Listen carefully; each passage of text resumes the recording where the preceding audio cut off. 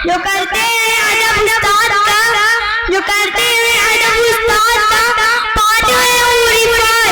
जो करते हैं अदब उस्ताद का, पाते हैं उरी पार।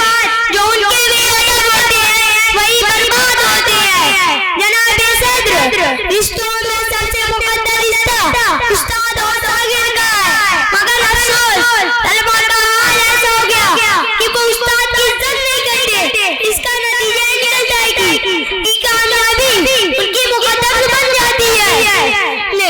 वालिदैन फिर बच्चों को अर्श से फर्श पर लाते हैं, लेकिन उस्ताद बच्चों को फर्श से पूरी अर्श पर पहुंचाते हैं। यही उस्ताद की शान है।